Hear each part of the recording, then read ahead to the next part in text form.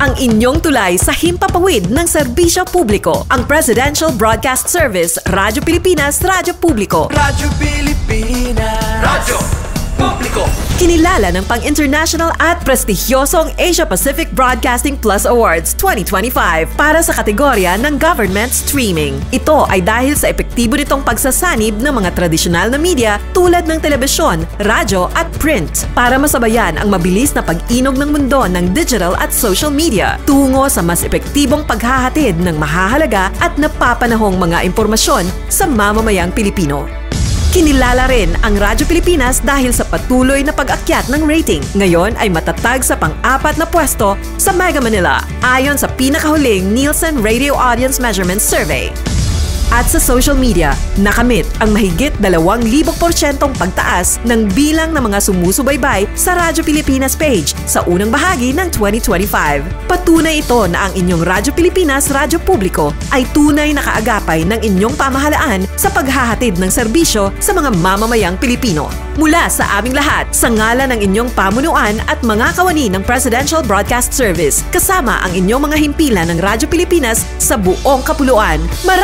Maraming salamat po sa inyong lahat, sa inyong pagtangkilik at pagkilala. Radyo Pilipinas. Radyo Publiko.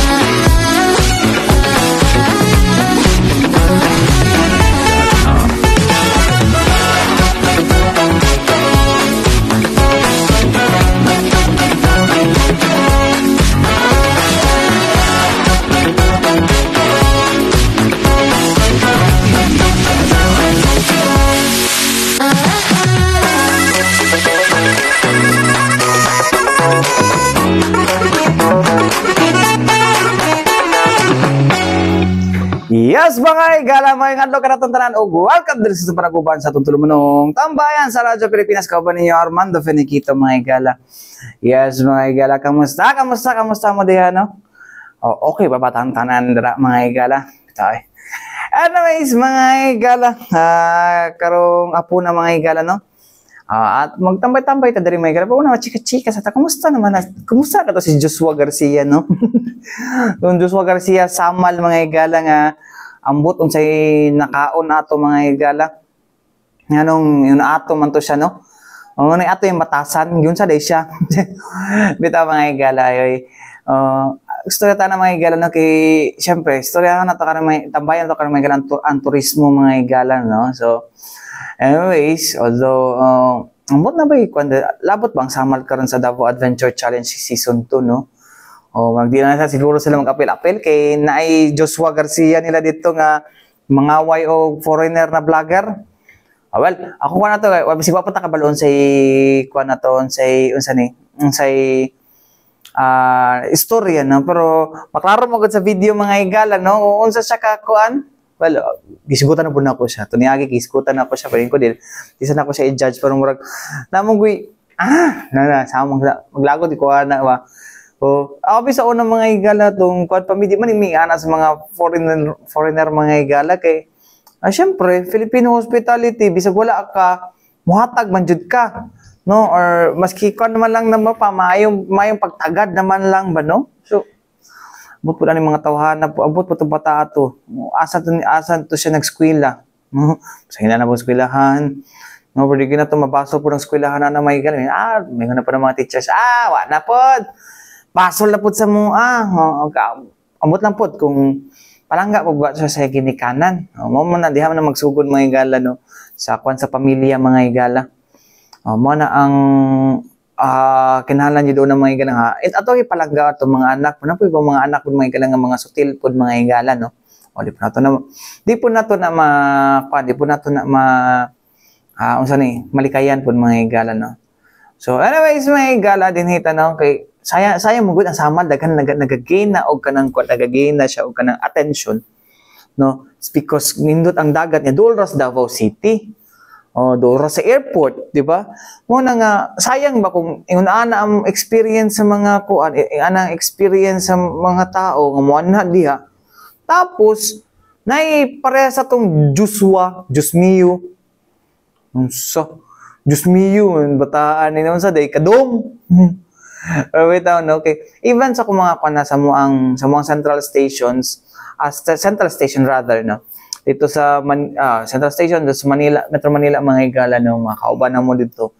Sige sila ka ng handom ba nga, uy, gusto ko talaga puntahan yung Samal kasi ang saya pala sa Samal eh. Tapos, igawas na nga video. Piskot ni bataan eh. Ay, nako, Diyos ko, kabataa ka. Wala na ako ipakita din eh. Pati ka picture kay basig. Ingnan, ginabuli, kanina, magmingan sila nga, dapat tagaan check chance. Well, tama, I agree, tagaan check chance, pero dapat dili niya makalimtan ni, no? Nga, isa yang gibuhat, no? Wala man na to siya wala man siya gi-condemn, pero dapat di lang niya ni makalimtan, dapat isugutan ni, no? It's because, kinahanglan maka-learn og lesson, di lang siya, pati tanan ta, no? Ang ginikanan especially, no? May makakawa kay anak man do, magiwa ko na kadak-kadak, kaya kung yung anak, wa na. Prison ako. Joke. Kita mga higala, ito isgutan nila kay G-launch naman last time mga higala, no, ang kining Davao Adventure Challenge Season 2 mga higala, no, kung asa ay mga new challenges mga higala, no, nga dapat na to pwede siya ikuan, no. Pwede siya i-explore, my goodness. Every points nga yung mga every sites nga yung mga tuan, mga igala. Na siya mga mga points, no? Tapos itong may kami mo kang kung makaabot kang 500 points, I think sulod so sa katuig siguro ni mga igala na kay nimo ikaw ang may ultimate conqueror, mga igala. 400 points ang Mega Explorer, 300 points ang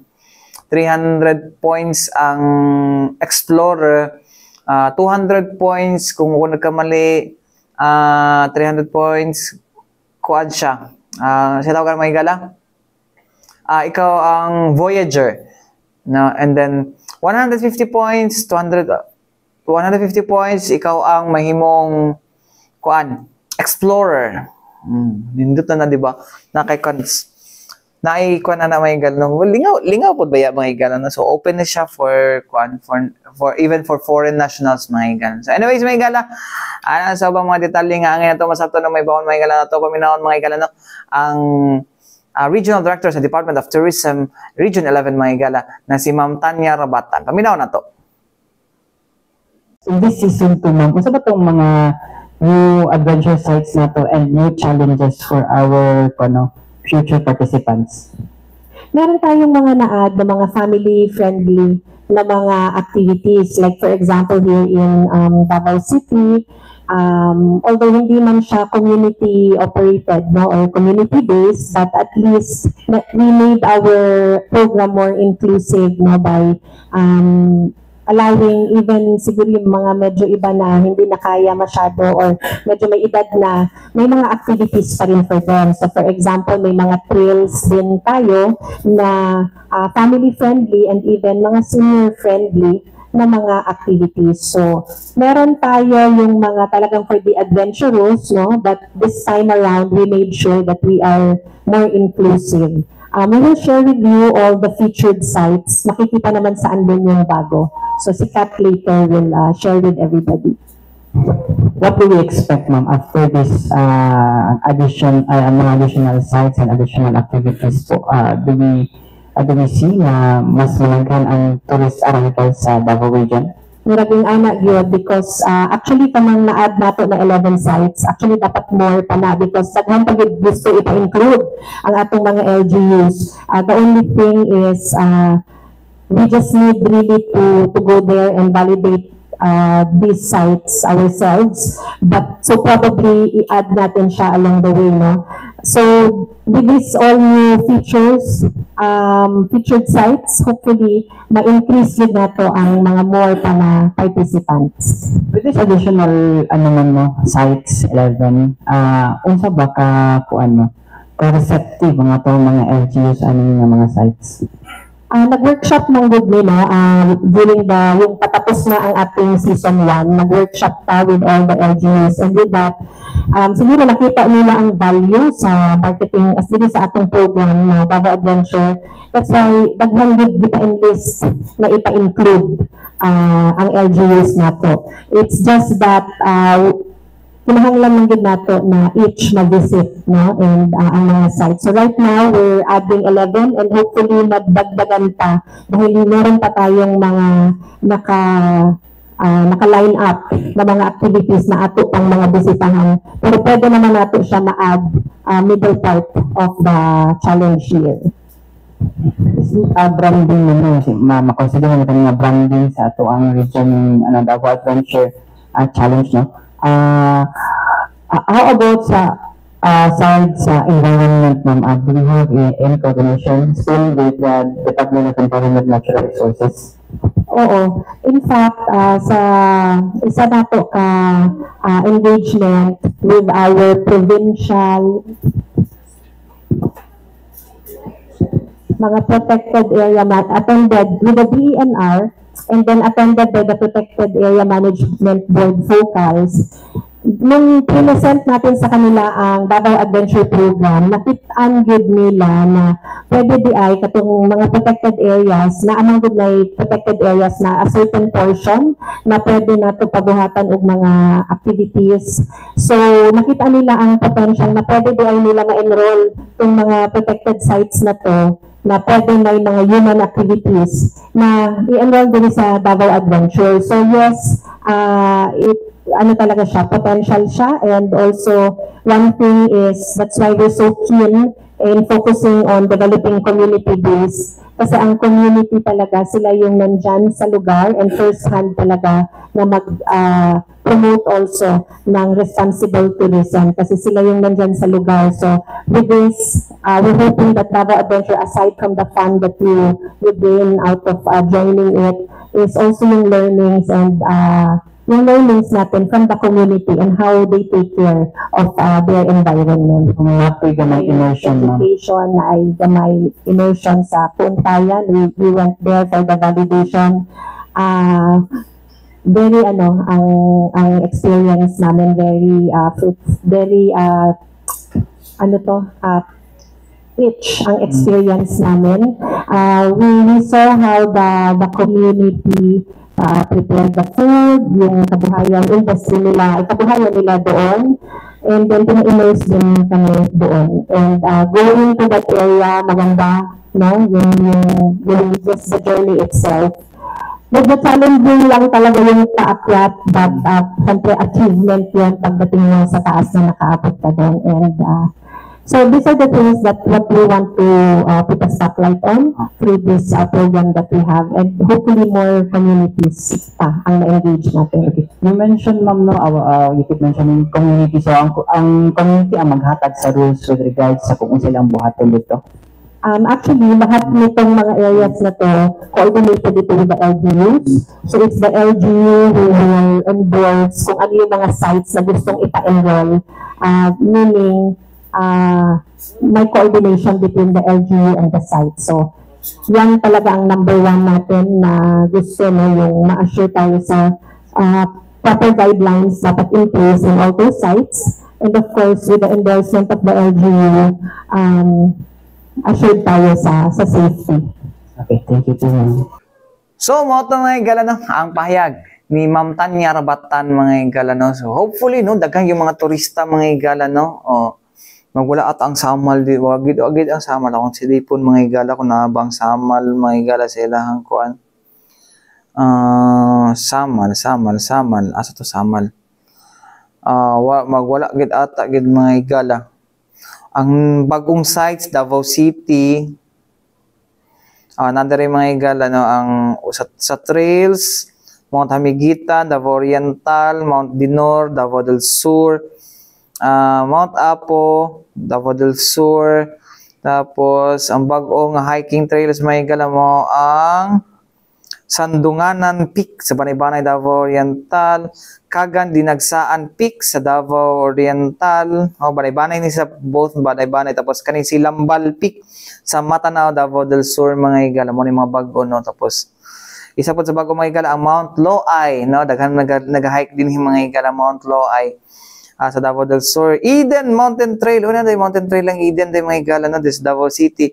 O ang Kuntayan to Obo Manovo Eco-Cultural Park sa Mount Carilongan, Carmen, diri kapon sa Davao City mga higala. So for adventure sites, water trails, na diri snorkeling and giant clam. Nadi ay Giant Clam sa Giant Clam Sanctuary sa Island Garden City of Samal. Nadi isa.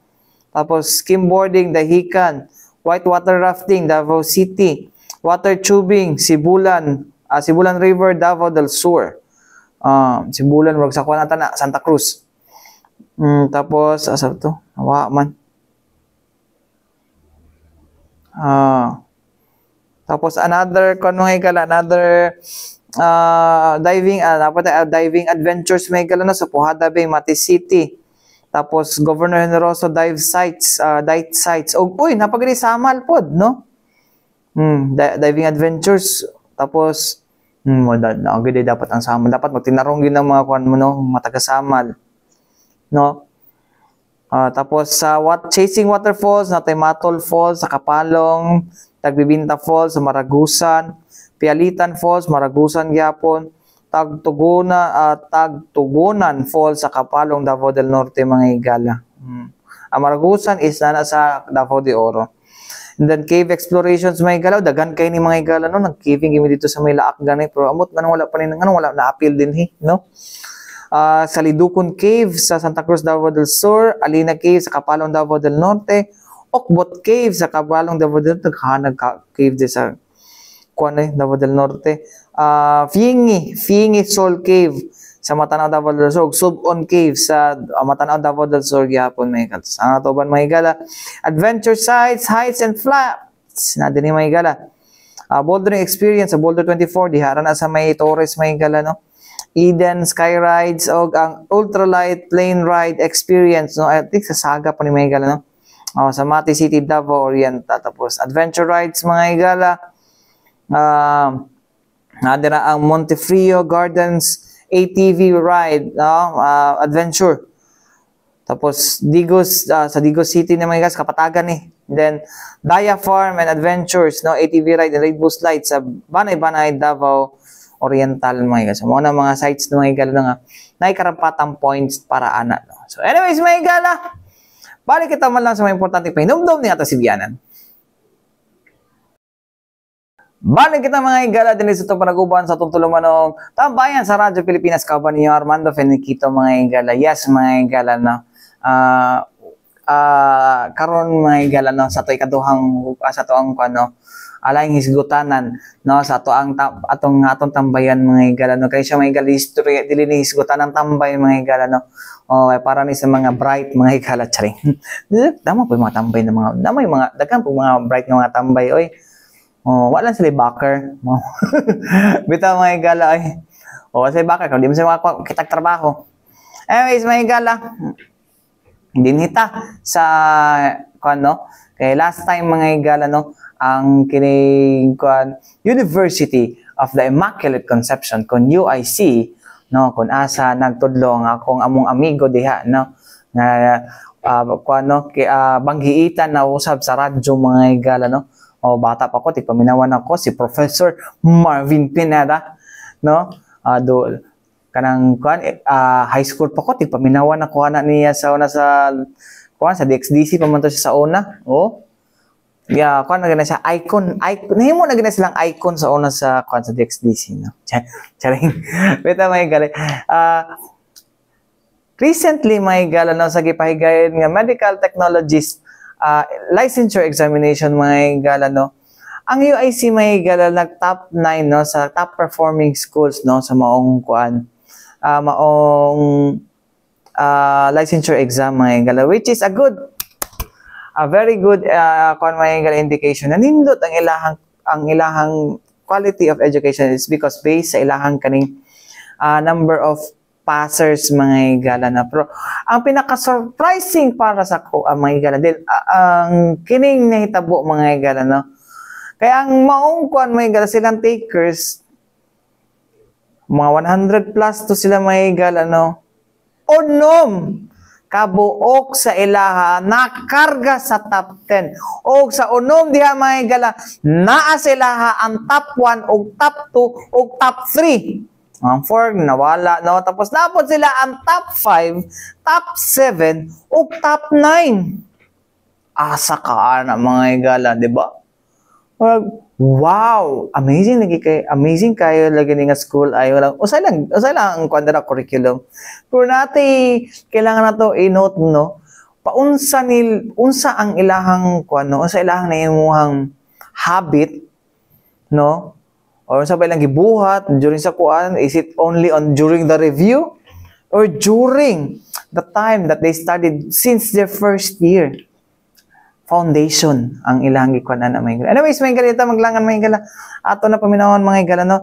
Ang upat sa top, ang nasulod sa top 10 mga higala, unahon na dato dira mga higala, no? Ang kuan, ang, dinito, asa naman to? Ang top 1 mga higala, no? Sa kuan, or top, atong kuan, title dapat na top notcher mga higala. No, ang top notcher sa maong kuan mga higala board medical technologies licensure exam mga higala no una na si Miles Ehara ang top 2 sa mga higala nga si Hannabel Dave mga higala no tapos ilang top 7 nga si Rex Valdueza mga higala no ug ang top 9 nga si Ramon Monching Senior mga higala no so mo ni sila ang mga kuan no ang mga atong na-interview sa kuno milabay nga Davao Peace and Security Press Corps Media Briefing sa The Royal Manday Hotel Magalan. Of course, may higala pangayan pa natog kuan may higala pahayag ang ilahang din mga higala no sa kagahapon nakoy malian ni kagahapon. Sorry kayo prof no. Ang Dean sa Medical and Biological Laboratory Science mga higala sa University of the Immaculate Conception mga higala na si Professor Arvin John Cervillon mga higala. So, diyan na malangan. Minaw na to, usay lang gibuhat atong board exam nganong nakaabot sila sa top 10. Nisulod gyud sila sa top 10 ug na-conquer nila ang top 10 mga katambayan. Paminaw na to. It's since na-explain naman ni Prof and ni Sister Araganiano why unsa sila ka grateful nagi-harvest nila tanan ang top 10 no mangutana ko una sa to ang mga top notchers una na to si top 1 no unsa ang sikreto no in achieving no na you're the top notcher no and the whole Philippines no ang daghan kayo mo pila ba ang nag-take balas mga pila ba out of pila ba to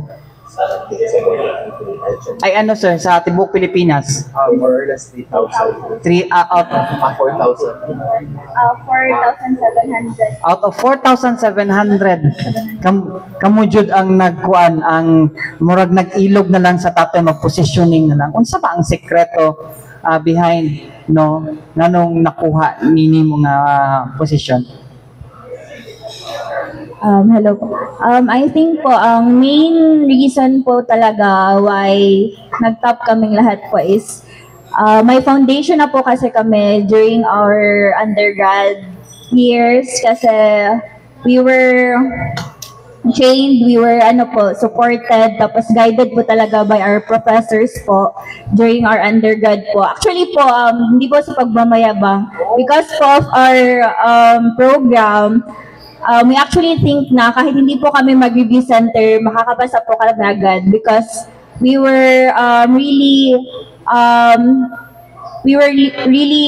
shaped po in terms of knowledge and in terms of not only knowledge po as well as our skills po in the lab po dahil po sa aming mga professors and clinical instructors po. So we were actually really confident po na pumasa ng boards. Pero hindi naman po talaga namin in-expect po na mag-top kasi yung studying method po namin is just like normal po talaga. And for me po, nung review season ko po is kumapit lang po talaga ako kay Lord po. Actually po, before starting the review season, nag straight po ako ng rosary prayer po para po for peace of mind during review season. So, siguro po, we just covered all the things we did po in prayer po talaga. Kaya po, yun po. Okay, kay Miss Hannah po. To add lang po, yun talaga yung foundation namin during our undergrad, especially third year po, since it is where our professional subjects began po. So in that time po, extensive na yung learnings namin. Our professors are helping us understand the lessons, helping us understand the basics po. So in that way, nakahelp siya sa amin na makabuild ng foundation na magiging easier na lang sa amin ang succeeding years, sa fourth year namin, sa review season. So, also po, yung fourth year namin, we have what we call the MTAP program, wherein para siyang mock boards po. We conduct mock boards every end of semester. So, nag-examine kami that time. So, in a way, ma-assess namin ang aming self how much we have learned na for the past years, how much we have learned na for the semester. So, that also helped us po. Then, since from third year, fourth year, and until review, dire-diretso yung review namin. So, in that sense, parang siyang mayroong repetition of our learning. So, parang na-build ang aming learning, parati kami maka-encounter ng recall, ma-remember namin ang mga lessons since continuous yung aming learnings from third year, fourth year, then until sa review. Then for me po, there would be like nothing special lang talaga sa review. First of all lang talaga mag-pray kay God before mag-start ang review ko for the day. Then before ako mag-sleep, nag-pray talaga ako na, God, you help me na maka-learn ko. Then pinapray ko man na matap notch or ganyan, pero I believe na His plans will be followed sa aking life. Okay. How about kay Sir Rex po? Same with what Ms. Piles and Ms. Hannah said po. During our first year, second year, and third year, I can really say po talaga na maganda po talaga yung foundation ng UIC kasi tinuturo po sa amin yung mga basics at saka meron ding mahihirap po. And during our fourth year po, parang na-reinforce po siya through MTAP and seminar po. And actually, during my review po, parang yung mga basics, pinapasadahan ko na lang po. And yung nag-give ako ng more time to those topics na mahihirap and hindi medyo na-discuss.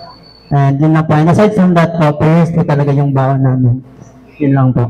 Kay Sir Monjing. For me po, I think wala pong sikreto to top the boards, but I think the common denominator with all of us top notcher is that we exert hard work and prayers po talaga during the review season. And I do agree with them during our college years, intensive na po talaga yung learnings namin sa UIC.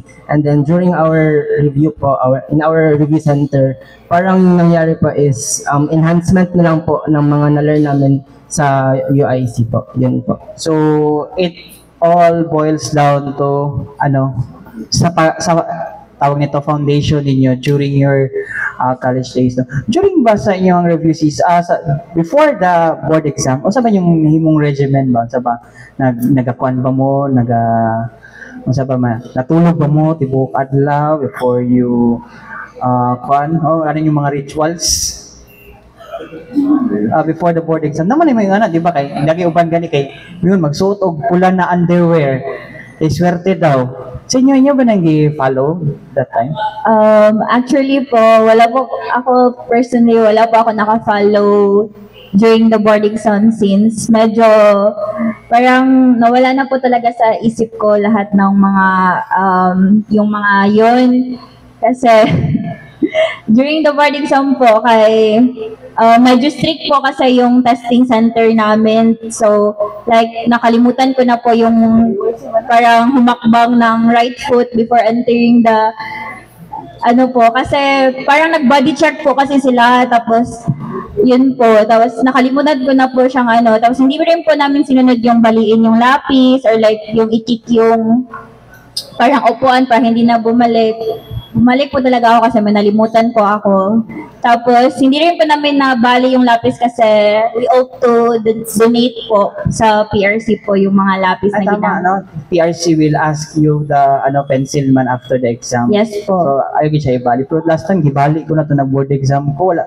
Nakapasa ko, pero wala ko nag-top. Sige, ikaw ma.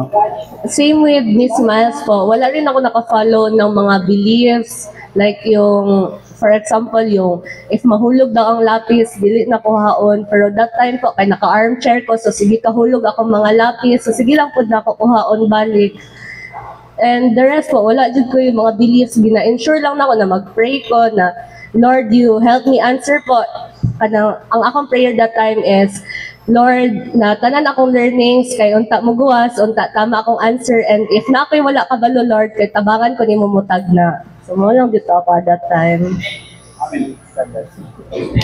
So for me pa during my review kay murag ano lang jud kaon, tulog, ambo, then study. So it's a cycle lang pa. Then during my board exam po, parang wala jud na-follow na murag myth ba na or ano sila like mag-brief daw na color red, wala jud po.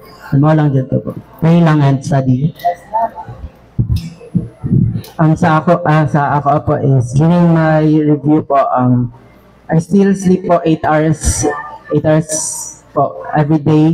Tapos during the last 2 weeks na po sa review gibabaan ako siya to 6 hours na lang kay para dagan pag nastudihan na other topics. And then during the examination wala din po akong pinalo ng mga pamahiin po. So I just prayed and yung boses lang talaga ng lecturer namin sa review center, yun lang po talaga yung pinapakinggan kong paulit-ulit sa utak ko. Kasi sabi niya sa amin, ilaban niyo to. So yun. Last na dyan, Micah. Kay Prof. Arvin.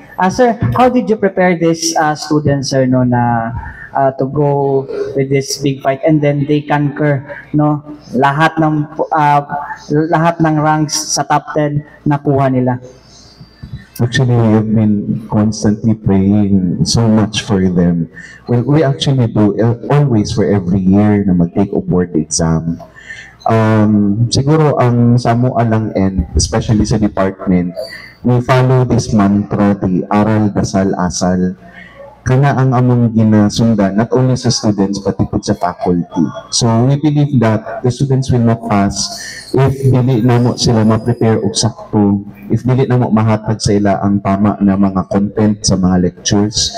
So, the preparation for them in terms of aral did not only happen during their last year or last leg before the exam, but it actually started pagtungtong palanggit nila sa UIC. So ang mga faculty, actually every semester magsige nag-meeting no, to really talk about kung sa may itudlo sa mga bata at this semester towards the next, hantod sa sunod na tuig, hantod sa moabot sila sa 4th year. Because foundation is foundation. So we believe that whether they will remember that or it will not, it will contribute kung unsa ang ilahang matiman-an, unsay importante, unsay ilang pagka-understand nahantod sa kinatunyan. No? So the school is very keen in following continuous quality improvement principles. No? So ingana ra pa mo ang gina-follow kung every time na naay concerns mahuman sa isa ka semester, feedback sa mga bata, then improve. No? So ang faculty will always see to it na lingkura namo na siya, kanya ayuso namo. So it's a product of many years na ingana na continuous cycle na pagkahimo. Then also when they are with us in the university, asal is very important. Okay, the discipline must be there, and as I was constantly telling them, even way back when there are students, their life in UIC within the program of BSMLS is not a sprint. It's actually a marathon. Kaya upat na nila katuig na ganon, naapay review, naapay board exam, ug ang ilang mga natun-an, wala lang, dili lang na siya during the review time, but at the very beginning. And also we have been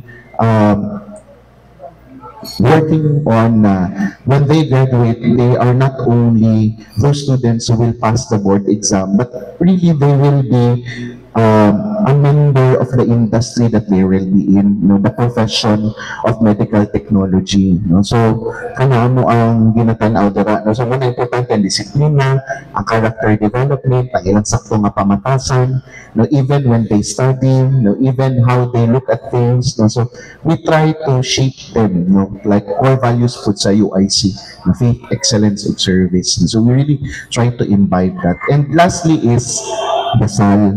Kaya we really believe na dili na mo siya mahimo kung wala po itugot sa Ginoo.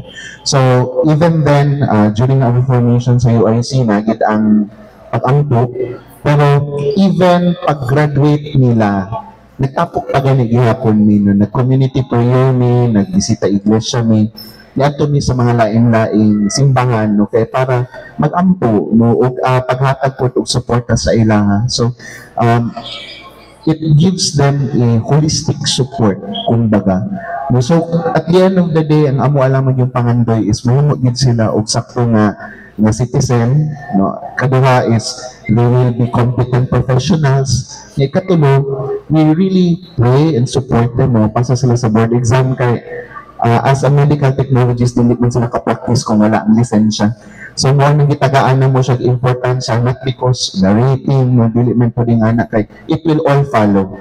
The intention and the genuine intention always there is to make them fruitful citizens of our country, competent professionals, and at the same time, successful graduates of UIC. So, kana mo anak. Ilan sila takers sa UIC? 150. 150? 150, sir. Sa lahat? Dili, sir, naapoy mga retakers, mga graduates po sa mga previous na mga years, appeal man siya sa counting po. Okay, sige. Nasa 91 point... Kaya mga bigo ko, sir, 91.33%. 91%. Sa UIC alone. Opo. That's why nakasulod sila sa top 9 performing school in nationwide po. Wow. So, mga igala, dili, wala nila gi-follow tong myth, Ako pamatanaw, kabuang, kanang out of the blue lang po ba, okay. Siyempre, nakatry po good ko, nag-board exam good, Pero wala na ako gi-follow po tong, wala na ako gi-follow tong magsuot kag pula nga underwear, or kuan, pero ako gi-follow dito sa lahat tong tulog, kaon, tulog, muna siya mga igala before the board exam mga igala, So during sa review gid mga igala, pressure ko kay sa akong trabaho, Sa akong trabaho maglisod ko og balance gid, ato sa una mga igala kay kanang nanak ko sa review tapos kalit mahitabo. Kalit mahitabo. So mo na ang kuan ako mga igala sa una tong mag-juggle na ko sa una.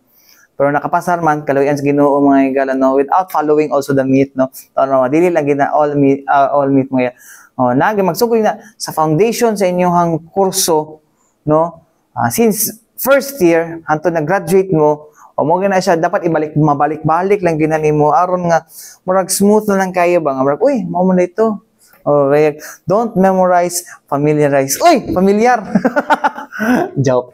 Sa mga na mga igala, So, liman ka ng mga batahan grabe. Mo gina ang nakalimot ko kung pangutana kung unsa ba ang unsa ba ilahang unsa ilahang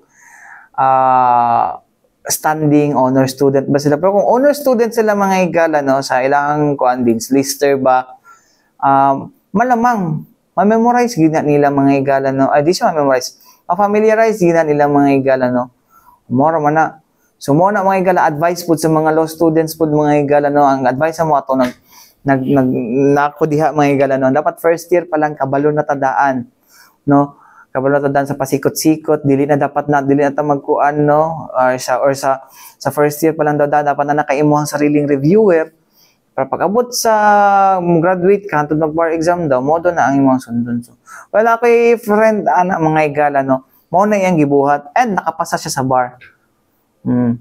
Nakapasa gid siya sa bar exam mga igala. So mo na siya mga igala, how to top board exam, follow lang ninyo, pwede naman siguro ito niyo sundon, kato sa mga incoming first year students, no? Mga first year students na karon nga naay ilang mga kurso, naay mga board exams, pwede ninyo to i-follow ang ilahang gipang-ingon. So anyways, may ganawa natin kung oras sa ngalan sa Tibok Persa sa DXRP Radyo Pilipinas, Radyo Publiko Davao mga igala. Ako yung nakauban Armando Feniquito. Alang sa tambayan sa Radyo Pilipinas, hangtod sunod na usab, daghang salamat ug may adlaw kanatong tanan.